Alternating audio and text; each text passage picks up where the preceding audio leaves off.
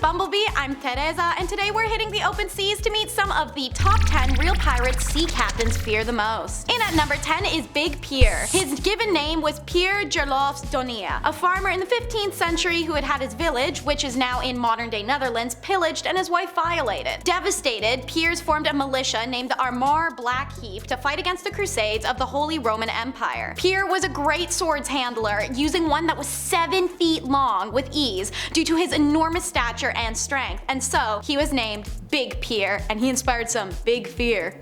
He had a unique way to identify suspected enemies. He forced them to say a sentence in the Frisian language that, when translated, is butter, bread, and green cheese. If you can't say that, you're not a real Frisian. The words butter, bread, and green cheese were immensely difficult for a Dutchman or a German to pronounce correctly in the Frisian language due to their accents, even when fluent in the language. A careful strategist, Pier was said to have as many as 100 vessels fall to him, and while his original goal was to bring people to independence, Big Pier became clouded by power, abandoning the cause for riches. In 1519, after only 4 years of pirating, Pier retired, living out the rest of his life on land until he died peacefully in his sleep. Number 9 is Frenchman Francois Leonas. He too was born under another name, Jean David-Non, but changed of his own accord to Francois after time's servitude in the Spanish colonies. When released, Francois hated all things Spanish, and that paired very poorly with his inherent violence. He was known for his extreme torture and brutality of others, using his barbaric ways to threaten enemies and the crown alike. The rumors of dismemberment, flaying, guttings, and more reached far and wide in the 17th century. Francois was a brilliant strategist to boot and was able to overpower his enemies in just a few hours, so he was rarely challenged by those who recognized his ship. One of his biggest accomplishments was the ransacking of the city Maracaibo in Venezuela. Believed to be impenetrable with a 16-cannon defense and army, it couldn't stop Francois, and once inside the city, he brutalized innocent civilians to have them admit the location of their treasure. When he found it, enthralled by the wealth, he pressed on and landed at the coast of Cartagena. It's there that karma of his action towards those civilians came back around, and he was torn limb by the inhabitants of the island, and so Francois was feared no more. You really reap what you sow. Number 8 is the scourge of the pirate coast, otherwise known as Rama Ibn Jabir, and the most tolerated pirate that ever infested any seas. Rama was a Bahraini pirate who lived through the 18th century and into the 19th. A violent man, Rama suffered a number of injuries, losing an eye and most of the use of one of his right arms. So that created a terrifying image. What made him so tolerable, though, was the fact that he was careful to leave British ships alone so as not to anger the crown. His sight was set solely on Al Khalifa, the rival clan to his own, the Al Jalama, who had been at war for nearly 20 years before he even became a pirate. Nearly 2,000 men followed him, and the majority of them were freed African slaves. His brutality was his undoing, however. It actually united the Arab forces to defeat him in the Battle of 1820. Even when defeated, he was determined not to die at the hands of the Al Khalifa. Standing next to gunpowder kegs on his ship, he held his son's hand to look at his crew and the ship and lit the gunpowder. The explosion sank his ship and took everyone with it. Number 7 is the Black Caesar. Caesar starts as a prominent chief in West Africa. He evades colonialists for a while, but eventually is captured and starts the transport process to the USA. But as they neared Florida, a hurricane's sudden appearance threatened the ship. A sailor aboard who had recognized Caesar for his immense strength and keen intelligence snuck below decks and freed him. Making an alliance with one another, the two forced the captain and the crew aside and boarded one of the longboats with munitions and supplies. It's this lifeboat that starts their piracy. Posing as shipwrecked sailors, they would board ships who stopped to assist them, then pull weapons and demand the supplies and the loot. Caesar and the sailor continued this ploy for years, amassing treasure which they buried on Elliot Key, the island that he had made his home. Unfortunately, the term bros before,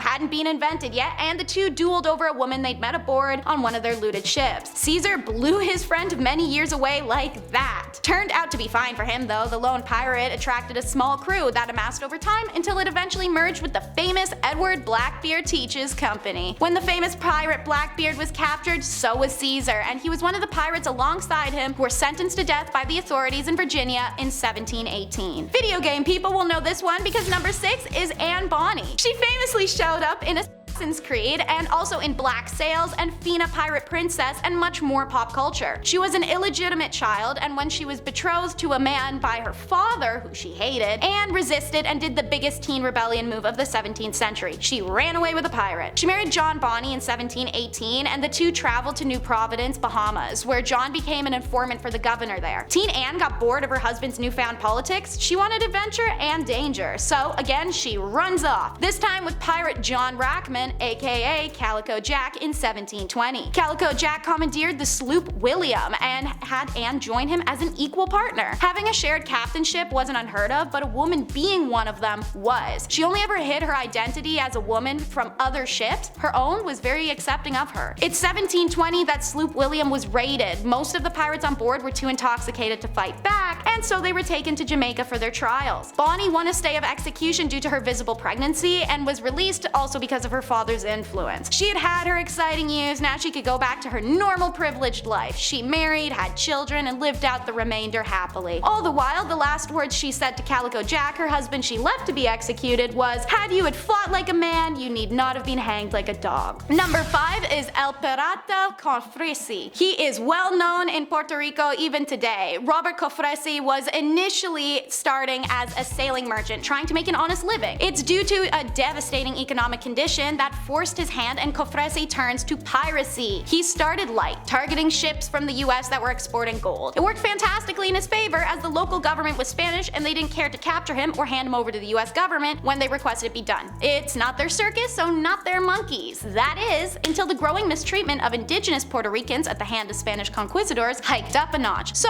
Cofresi began to target Spanish ships as well, and all bets were off mutually. While Cofresi was feared and hated on the seas, in Puerto Rico he was considered a Robin Hood figure. He brought supplies and security to the indigenous colonies there, earning the public love. It's due to this love and intricate web of contacts, Cofresi evaded capture from vessels from Spain, Gran Colombia, the United Kingdom, Denmark, France, and even the United States, all while commanding several vessels of his own. It took international help for Cofresi to be captured. Spain created an alliance with the West Indies Squadron and the Danish government of St. Thomas. On March 5th, 1825, their successful trap meant Cofresi's luck ran out. He was unfortunately executed alongside 11 of his men. Number 4 is the world's wealthiest pirate. Well, was. It was short-lived, as you're about to learn. His name was Samuel Bellamy, and he started off treasure hunting. Don't get it twisted, because he sucked at it and he never found anything, so he figured, I'll just take it from the people who already had found it. Playground logic, you know? Like someone who is not a pirate wanting to become a pirate, he tries to figure things out as he goes. Ship? Check. Crew? Check. Functioning democracy and equality on his ship? That's new. But it endeared him to not only his crew, even captives, as Samuel was incredibly merciful and believed violence wasn't always necessary. With a bunch of happy pirates, you can apparently get a lot of stuff done. In 1 year, Samuel, now Black Sam, was able to capture over 50 ships in the Caribbean and Atlantic. An insane feat only beat out by the legendary capture of the English trade ship the Whydah. Whydah was filled with over 20,000 pounds of sterling. In modern days, this is an estimated $120 million. This wealth meant the pirates were able to spend the rest of their lives retired.